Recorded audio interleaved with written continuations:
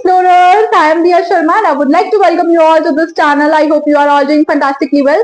So here is example number 1 in front of you and now let's see what example number 1 is asking for. So read the question carefully. Question is about true false and first part says every whole number is natural number.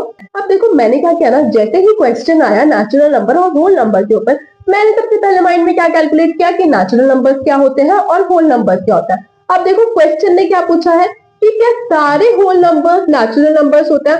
अब देखो whole numbers में आता है 0 और 0 से आगे जितने भी नंबर्स हैं वो सब आएंगे। उसके बाद नेचुरल नंबर्स में आएगा 1 और 1 से आगे जितने भी नंबर्स होंगे वो सब आएंगे। अब आप खुद देखो और मुझे बताओ कि क्या सारे होल नंबर्स नेचुरल नंबर है। सो देखो 0 एक होल नंबर है, तो 0 क्या एक नेचुरल नंबर है?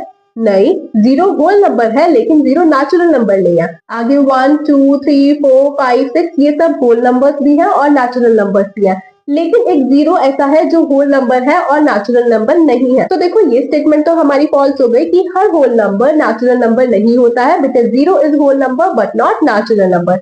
I hope this is past figures. Now we'll proceed to second part and second part says every integer is rational number.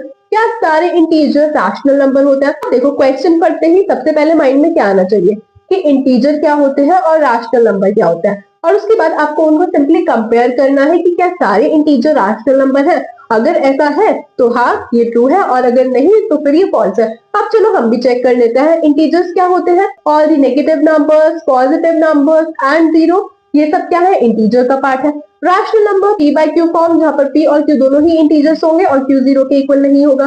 तो क्या हम सारे इंटीजर को p बाय q फॉर्म में लिख सकते हैं? अब मेरे स्टूडेंट्स को तो अच्छे से याद है कि नंबर नेगेटिव हो, पॉजिटिव हो या फिर 0 हो, हम उसको easily p by q form में रिप्रेजेंट कर सकते हैं। इसीलिए हमारे सारे इंटीजर क्या होते हैं? रैशनल नंबर होता है। देखो जल्दी से एक एग्जांपल ले लेते हैं। नेगेटिव नंबर से ले लेते हैं -5। -5 को मैं लिख सकती हूँ -5 बाय 1। फिर पॉजिटिव नंबर में से एग्जांपल ले लेते हैं 2 को मैं लिख सकती हूँ 2 बाय 1। सिमिलरली 0 को मैं लिख सकती हूँ 0 bye 1।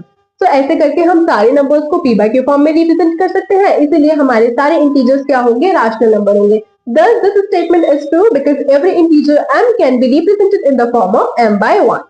Now let's quickly move on to third part and third part says every rational number is integer. अब क्या सारे रैशनल नंबर इंटीजर होता है? अब देखो फिर से माइंड में क्या आना चाहिए कि रैशनल नंबर और इंटीजर की बात हो रही है। सो इंटीजर्स क्या होते हैं, रैशनल नंबर क्या होता है, सबसे पहले आपको माइंड में ये लेके आना है। उसके बाद आपको सिंपली कंपेयर करना है, स्टेटमेंट से मैच करना है। अगर स्टेटमेंट ट्रू है तो एक रीजन दे दो, फॉल्स है तो एक रीजन दे दो and that's all you have to do. अब देखो मैं ना आपको एक बात बताती हूँ, इंटीजर में ना सारे नेगेटिव नंबर आते हैं, पॉजिटिव नंबर आते हैं और 0 आता है। किसी भी टाइप का कोई डेसिमल नंबर आपको इंटीजर में देखने के लिए नहीं मिलेगा। लेकिन जब हम p बाय q फॉर्म को सॉल्व करते हैं ना तो कई बार हमें रिजल्ट डेसिमल नंबर में देखने के लिए मिलता है। For example we have 3 by 4, 3 by 5 and 2 by 3। अभी जल्दी से वीडियो पॉज करके इन तीनों को सॉल्व करो। तो जैसे ही आपने इन तीनों को सॉल्व किया होगा ना, आपने एक चीज नोटिस किया होगा कि जो रिजल्ट है वो डेसिमल फॉर्म में है। अब रिजल्ट डेसिमल फॉर्म में मतलब इंटीजर में तो कोई डेसिमल नंबर आता ही नहीं, तो इसका मतलब सारे रैशनल नंबर इंटीजर नहीं होता। ठीक है, ये बात तो सच है कि सारे इंटीजर रैशनल नंबर होते हैं क्योंकि हम सारे इंटीजर को p बाय q फॉर्म में रिप्रेजेंट कर सकते हैं। लेकिन सारे इंटीजर रैशनल नंबर नहीं होते हैं क्योंकि रैशनल नंबर को सॉल्व करने पे कई बार हमको रिजल्ट डेसिमल फॉर्म में मिल जाता है और इंटीजर्स तो हमारे डेसिमल फॉर्म में कभी होते ही नहीं है। So this statement is false because 2 by 3 is rational number but not integer. So I hope this is first figures. Now we've got the example number 1 out of the way.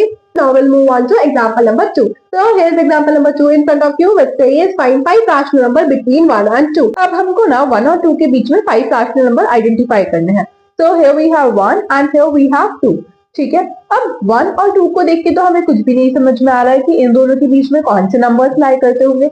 तो हम लोग कैसे identify करेंगे? अरे जबकि सीधी उंगली से ना निकले तो उंगली टेढ़ी कर लेनी चाहिए। मतलब वो कैसे? अरे सिर्फ मुझे और 2 को देखकर तो कुछ नहीं समझ में आने वाला, तो क्यों ना हमारा लिखने का तरीका चेंज कर दो। इतना बता दिया है तो आगे भी बता दो। सिंपल है, मुझे 1 बाय 1 और मुझे 2 बाय 1 लिख दो।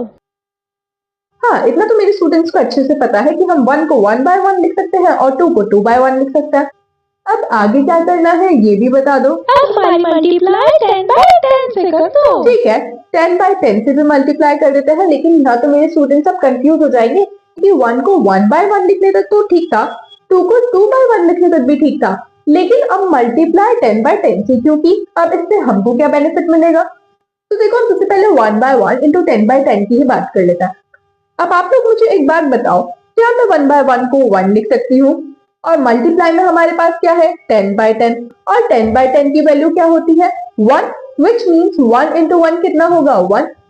सो इसका मतलब 1/1 into 10/10 लिखो या फिर 1 लिखो, बात तो एक ही रहेगी ना, रहेगा तो 1 ही, चाहे 1/1 into 10/10 हो वो भी 1 ही रहेगा। तो अब हमने इसको ऐसा इसलिए किया क्योंकि हमें 1 को देख के तो कुछ भी समझ में नहीं आ रहा था, लेकिन 1/1 into 10/10 अगर हम लोग करेंगे ना तो हमको एक राशनल नंबर मिल जाएगा।